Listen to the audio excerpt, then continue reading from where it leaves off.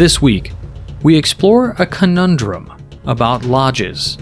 For those of us out there who have no specific dogma in our religions, if we even have one, could lodge be considered a church?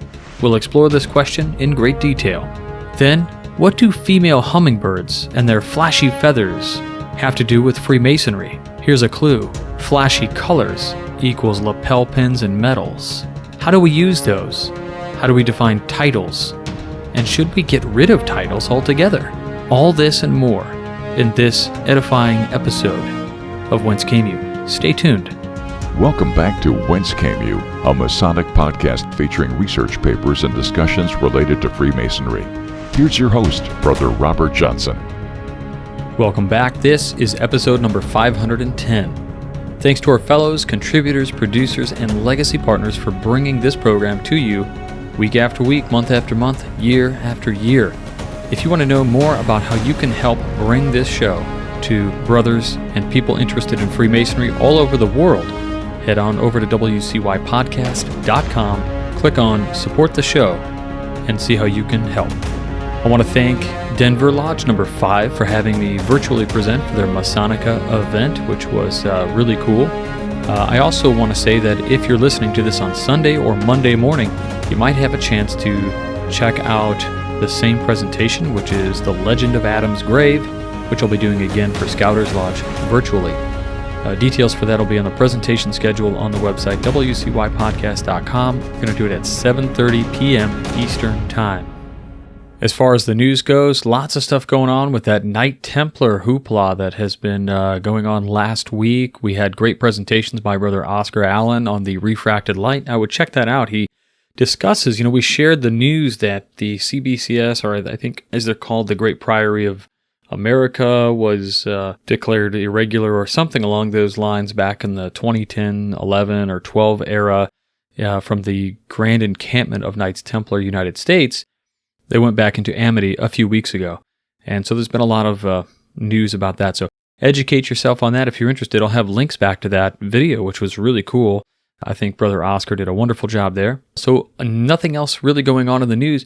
Let's go ahead and get into this week's education. Now, the first piece that I wanted to read actually is a piece that I wrote for the Midnight Freemasons, which had a lot of traction on the web, but not in the sense that I was actually hoping to. I guess part of the reason why I don't get the response I'm looking for sometimes is because I might title an article as a question, and people just answer the question instead of reading the article, and then I ask them, did you read the article? And they say, yes, I read the article, but you're still ridiculous. So that's fine, that's fair. So this article that I want to read is called, Is Lodge My Church? By Robert Johnson. And I started it off with this quote from Ernest Borgnine, my religion is now Freemasonry. And so right away, you might say, absolutely not. The temple is not a church. It can't be. And I think I agree with that. Let's see where it goes. Recently, our good friend, Brother Alex Powers, posted something interesting on the Kansas Masonry Facebook page. For some background, Alex posts a question for contemplation almost daily. Sometimes they're deep philosophical questions, and other times they're more straightforward. If I'm scrolling through Facebook and I see the question, I stop to read it. Sometimes I answer them, and sometimes I stop and think about it. Maybe I reply, perhaps not. I almost always answer straightforward questions about my lodge experience or procedures and customs that we might use in lodge. The reason being, it's hoped others might also read the replies and see where their own experiences and traditions are similar or different from the others that they are reading about. This is a great way to see the universality of the craft and create more informed and confident Master Masons. The philosophical questions are a bit different. In fact, earlier this week, Alex posted a question that began with a little admonition. He says, quote, let's start off with this week's theme being one typically avoided in Masonic circles, religion. Obviously, we will approach this in due bounds and remind all to do the same. And of course, our team of moderators will keep an eye on as well. Today's topic, in your personal experience, do you utilize Freemasonry as a supplementary factor to add or to enhance your religious practice? Or do you view and treat Freemasonry entirely separate? This blog's description is a group of Master Masons talk about topics of Masonic interest, each from their own unique perspective. You'll find a wide range of subjects, including history, trivia, travel, book reviews, great quotes, and hopefully a little humor as well on topics of interest for Freemasons and those interested in the subject of Freemasonry, end quote. So, knowing that this was a question about religious practice and lodge, and this blog post is based on my own unique perspective, let's continue. My own perspective is precisely what I want to lay out. I began to answer Alex's prompt, and while doing so, I thought I would keep it simple, but that I would also lay this out for the blog because this is a question that's always out there, looming like some kind of storm cloud. I wish it was easier to talk about things like this without having tons of disclaimers, but alas, it's a hotly debated topic. In fact, what's more hotly debated about is that the question itself shouldn't even be asked. But it was, and here's my answer. I grew up Roman Catholic. I attended church in Naples, Italy, with my mom and dad weekly. My dad was in the service, the Navy to be precise, and had been stationed there. It was a wonderful experience. Later, we came home to the United States. We settled in Illinois after my dad had passed away. I was young, and I attended a Lutheran grammar school for a year also. My mom wasn't a fan and pulled me out. I went to public schools after that. My religious beliefs until my early 20s could best be represented by the poster that hung in Fox Mulder's basement office in the X-Files. And in reality, that poster is laminated and hangs on my own office wall right now. I want to believe. I want to believe was my motto with religion and just about anything else. And let's be honest, why wouldn't you want to believe? There would be a certain comfort or contentment in knowing or believing for those out there who don't believe. To be sure, some atheists will say that they are already content and comfortable. I believe you. This speaks for the rest of us. I wasn't an atheist. I was agnostic in those formative years. I found it audacious, in a sense, to declare it one way or the other. Who am I to say whether something like God exists or doesn't? After reading much literature on philosophy, with varied authors and really focusing on my collegiate studies, which were themselves centered on philosophy in religion, I had arrived. I did not have faith that there was more. I knew there was more. I did believe, because the evidence was surrounding me. The readings and authors that did the most to sway my mind were Giordano Bruno, Gaetano Ripoll, Thomas Paine, Spinoza, and even Albert Einstein. They convinced me that intelligent design was written, as we say in this fraternity, in the book of nature. I cannot be classified wholly as a deist, although it sometimes fits. To answer the question placed above, where does someone like myself stand? In an age where fewer people are going to church each year, finding an organized religion as fulfilling or are willing to have faith, we ask why. And I think the answer is because they want to know. And while I had the confidence to say that I knew absolutely that there was something else, that there was intelligent design, I also understand that having this mindset could be considered a gift. To others, it may be too rigid. For me, it's right. It's right. Whatever your path is, whatever lens you see the world through, or your particular religion, as long as it hurts no one, follow it. So where do I stand on Alex's question? I suppose I see Freemasonry as the living practice of deism, maybe even Stoicism. While we have the Abrahamic faiths as a foundation for the allegory, or rather, it's the mode of transmission we've chosen to use, the tenets of our institution are universal in application. Not one part of it is specifically applicable to only one religion. Hence Freemasonry's secular stance, at least in words. Oftentimes, many members belong to lodges that do have a specific religious flavor. I don't mean to be derogatory, I just don't have a better way to describe it. Other lodges stay as objective and vanilla as possible. Multiple volumes of sacred law on the altar, specifically written prayers that remove themes of one kind or another, and more. It really does span the gamut. At this time, regular Freemasonry requires a belief in a supreme being or God. It does so for some precise reasons, which I'm not going to get into here. Deism is a philosophy that has changed over the years very dramatically, so much so that in some jurisdictions, deists aren't allowed to join Freemasonry. Would this have barred members like Benjamin Franklin? Perhaps, but that is not the question asked above. Deism has no church or divinely inspired text or volume of sacred law. It would be nice to have something, I suppose, but what would it be? A volume of sacred law for a deist is probably considered the book of nature. This isn't an actual book, of course. It's analogous to saying, look around you. This is my book. This is my divinely inspired text. Deism also has no church. There again, the deist might say, the world is my church. I'm wandering through it. I'm wondering, though, if deism did have a church, perhaps a craft lodge is it. Again, I'm not so sure I'm a deist, and I don't go to religious services often. My opinion here might mean nothing to you as based on that alone. I've said it in a room full of people to whom I was lecturing. Freemasonry is my religion. Yikes, I just said that. You might say to yourself, Freemasonry isn't a religion, it has no God, or it has no path for salvation or redemption. You're right, there is no God in Freemasonry. Its members believe that whatever their individual God is, we can call it the great architect of the universe. Or hey, for me, God works. So, I know there's something out there, something bigger, grander, incomprehensible. While I might not have a specific dogma, at times I guess deism is a good banner that fits me. The craft offers me a place to meet others who can agree on a shared belief in an intelligent creator and interact with others who share the same universal beliefs, regardless of their personal backgrounds. Maybe Lodge, for me, is its own religion, even though folks might vehemently disagree. Lodge definitely adds to my dogma. It might just be my church.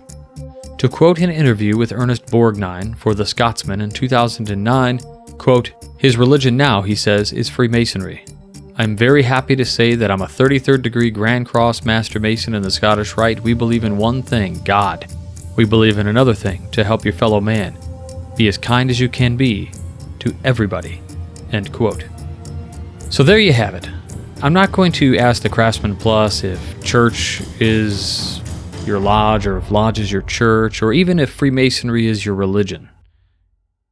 Even if we're not supposed to say that it is. What I'd like to ask instead is Alex's question. For a Craftsman Plus, in your personal experience, do you utilize Freemasonry as a supplementary factor to add to or enhance your religious practice? Or do you view and treat Freemasonry entirely separate, unrelated to your religious personal experience? I look forward to reading your thoughts, and of course, these are mine. I'll put a link back to this post under the question so that you can refer back to it if you so choose. Next up, there's an interesting article in Science News this week, and it seems kind of unrelated, but I think there's something we can learn. The title of the article is Female Hummingbirds May Sport Flashy Feathers to Avoid Being Harassed. It says, it's not all about sex. Pretty plumage can evolve to give other social advantages, scientists say. What follows is a short article about the bright and fanciful colors of a hummingbird and how it can be used to avoid being harassed by other animals, birds, insects, those kinds of things. And it got me thinking about flashy things. So if we think about nature, we have a variety of animals that all have warning signs or colors or markings that tend to make them stand out as something about them is important. Think about the bands on a snake, or in this case, these hummingbirds. So they wear colors to not be harassed. Well, in Freemasonry, we kind of do this too. Maybe for two reasons. Ego, look at me, I got the thing. Or for some, it may be something to strive toward for this exact reason, so that you don't get harassed. Is it easier to get things done if you have rank? I think so. Let's talk about Freemasonry and the titles. And more often than not, when we get those titles, there's some sort of a jewel that we wear or a special pin that makes us stand out, that we're advertising for something. Now, are we advertising for that group in particular? Like, let's say it's an invitational body. You're not really advertising a group that you're an invitational body. You're saying, I'm in this, and you're not. Aren't we? Or is it to drive interest and still say, you might have interest, but you're not getting in unless you get invited. So maybe it says work hard. What are we actually saying with these jewels? What are we actually saying about titles? There was a really cool advice column that came out from a publication online called Ladders, Fast on Your Feet. And this particular piece was called Why Job Titles Get in the Way of Growth in the Workplace. Let's take a look at this and see what it means for Freemasonry. We don't know how attached we are to something until we let it go. As I finished delivering my keynote, the room wasn't just filled with applause, the entire floor was covered with small pieces of paper. The audience loved your talk, but the cleaning people will hate you, one of the organizers told me, laughing. I was invited to speak about the democratization of leadership in agile organizations, or attached to our desired job titles. Our attachment to our desired job titles inhibits organizational growth. That's why I encouraged people to let go of it, both physically and metaphorically. I asked participants to write down their name and job title, and then, all at the same time, tear their business card saying at once, I'm no longer blank their job title. I'm just their name. So, I'm no longer Robert Johnson, host of a podcast. I'm just Robert Johnson. I've facilitated this exercise several times before. However, watching close to 1,000 people letting go of their title attachments simultaneously was a powerful and energizing experience. We usually don't realize how much we suffer until we get rid of what was causing the pain. You are not your title. The ability to drive change is not directly correlated to a title. Everyone in the organization has the responsibility and capacity to lead. Most people let a job title define their identity, self-esteem, status, and more. That's why we get attached to that line underneath our name. We want our fair share of recognition. However, we are more than just a title. People's contributions shouldn't be limited to the positions they hold. Job titles tend to create divisions rather than foster collaboration. Tearing one's business card is a powerful icebreaker to level set a team. It creates awareness of how titles get in our way. Everyone acknowledges the elephant in the room.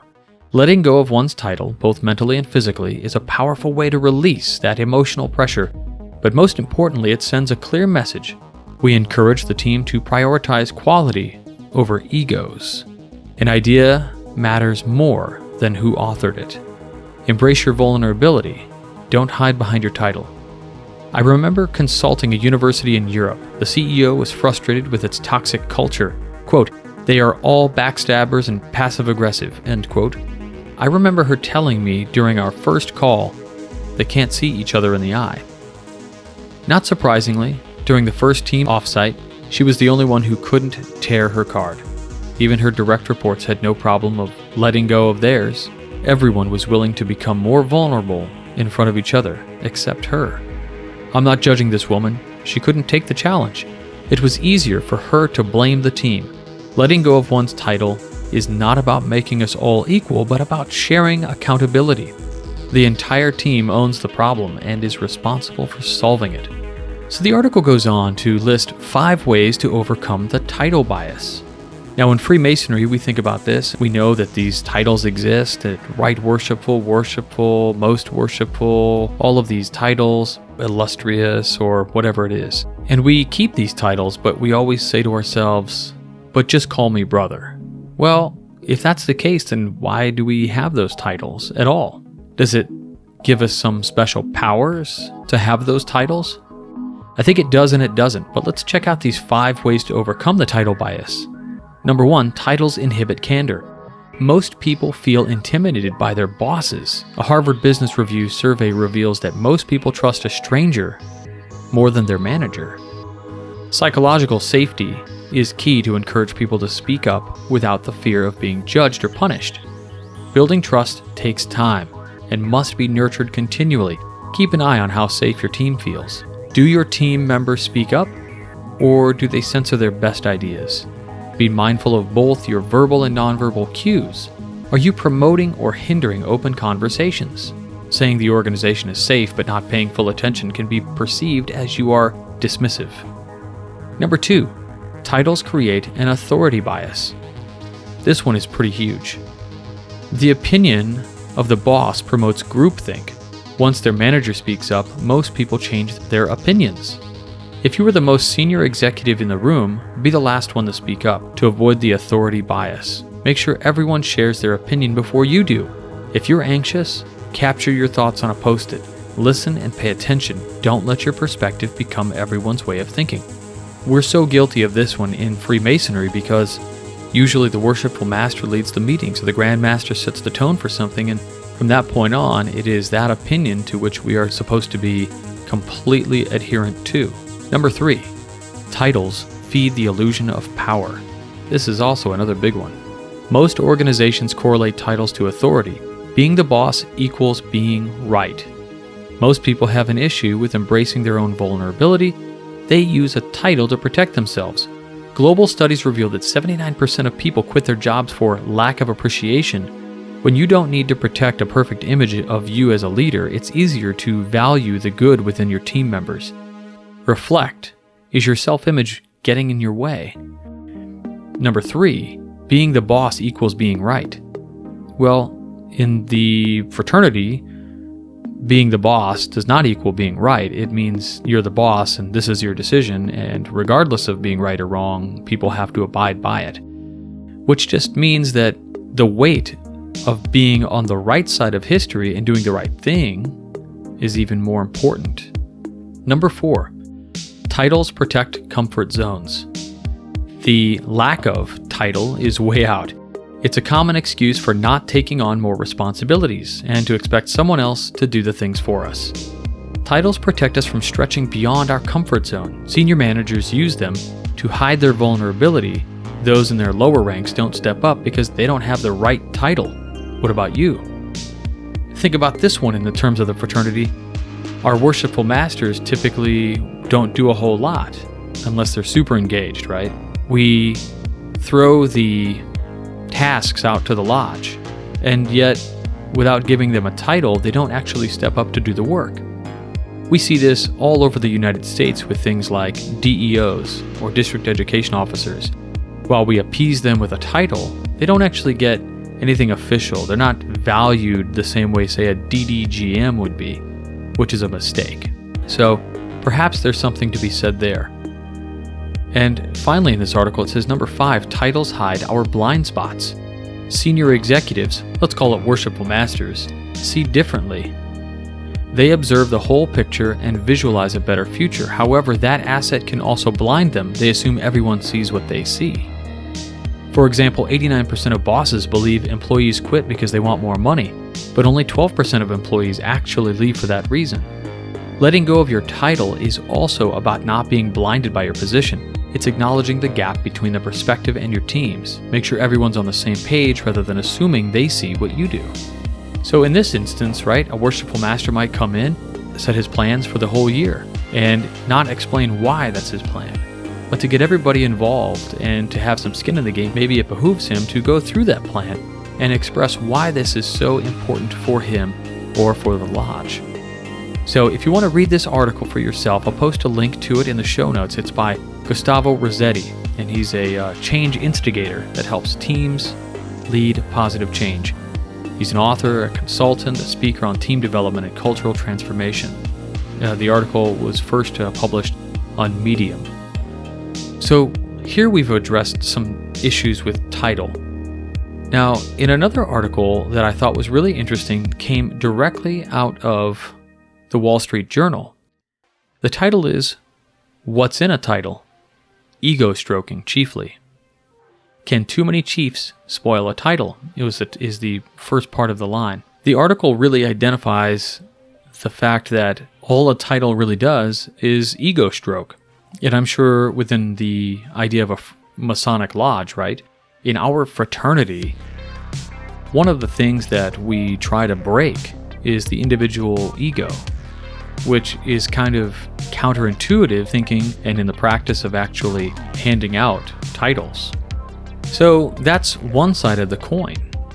Now, the other side of the coin is, of course, to strive to get these titles for a completely different reason. Personally, as I worked hard to attain a job title with my Grand Lodge as a District Deputy Grand Master, my chief concern, of course, aside from the regular duties of a DDGM, which were of the utmost importance in serving my Grand Lodge, was to prop up the District Education Officer. I wanted to make Masonic education the biggest priority in my district. So rather than, yay, look at me, I tried to be a set of stairs or stepping stones or shoulders to stand on for anybody else to get in front of the masses of Freemasonry and deliver quality content that would bring them back to Lodge every single week or month. So for many of us, this is an option. We work hard in order to have this shiny new lapel pin or this jewel on our breast so that when we do something, nobody questions it. Or if they do, it's, nothing serious. You get the authority to do the things that need to be done, and you have little or no recourse but what exists in a few naysayers out there. If they say Brother John Paul Jones has always been about education and he's now the Grand Master of Freemasonry, and now he says Masonic education is the thing to focus on, who is going to argue with that?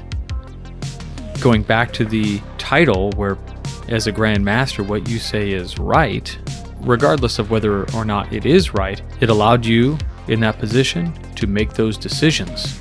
So in this case, you could work hard for a title to get buy-in. And the converse side to that is that getting the boss to buy in to your idea allows you, without climbing the ranks, to enact that plan. And that's just what was written about in the Harvard Business Review, which appeared in the magazine in the January-February issue 2015. It was called Getting the Boss to Buy In, Managing Up. And I'll just read you the summary. For organizations to prosper, managers in the middle ranks must feel empowered to identify and promote the need for change. So in this instance, I want you to think about you. You're all the managers in middle ranks. You're all craft masons.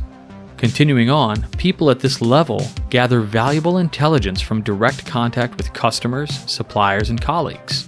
They can often see when the market is ripe for a certain offering, for instance, or spot signs that a partnership won't work. So, addressing this in Masonry, the members of the Lodge are in direct contact with the profane world and with other Lodge members. And they have their finger on the pulse of things, whether that be online, what's coming down the pipeline from Grand Lodge, or in the community. Continuing on. But for many reasons, ranging from fear or negative consequences to compliance with the top-down culture, they may not voice their ideas and concerns, and even when they do, they often struggle to persuade the people at the top. Sound familiar? I know it does in my neck of the woods, and in a lot of other places around the United States.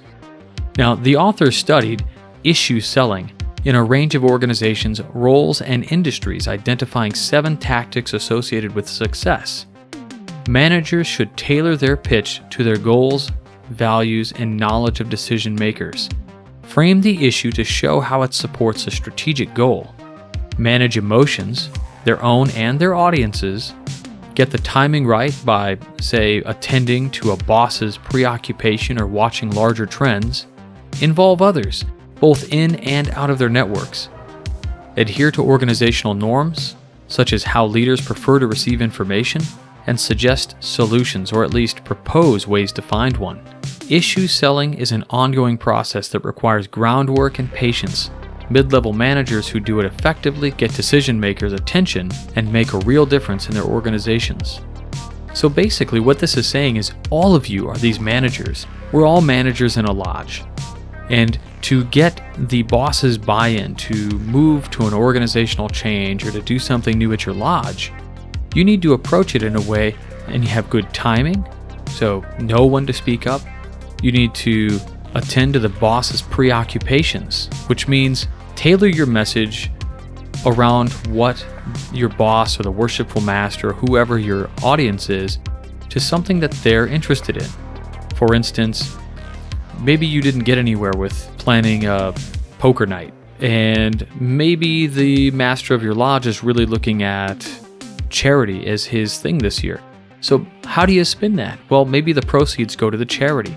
You gotta find a way to tie it into something that they want also. And you need to present that information in a way that they like to present it. Maybe they want a phone call, maybe they want an email, maybe they want a full-blown presentation at the lodge. But it's your job as a manager of your own lodge to bring these things up for change. Your second Craftsman Plus question for this week is, what is your motivation behind getting a title? Or are you even concerned with titles? Many of us are not. But I think for those of us who are going to try to make a difference in this fraternity, it should be something on your radar. Not for your own personal gain, but to be a force for good within the fraternity. I'd love to hear your thoughts about this. Go ahead and put them in the Craftsman Plus group right underneath the writing prompt, and I'll try to catch up on those throughout the week. That's it for this week. I want to thank you all for coming with me on this episode of Whence Came You. I hope you learned a little something. I hope you thought deeply about some of these concepts. I'll have links to all of the articles that I talked about in the show notes. And one last time, I want to give a big shout out to our contributors, our fellows, producers, and legacy partners. Without you, we cannot do this program.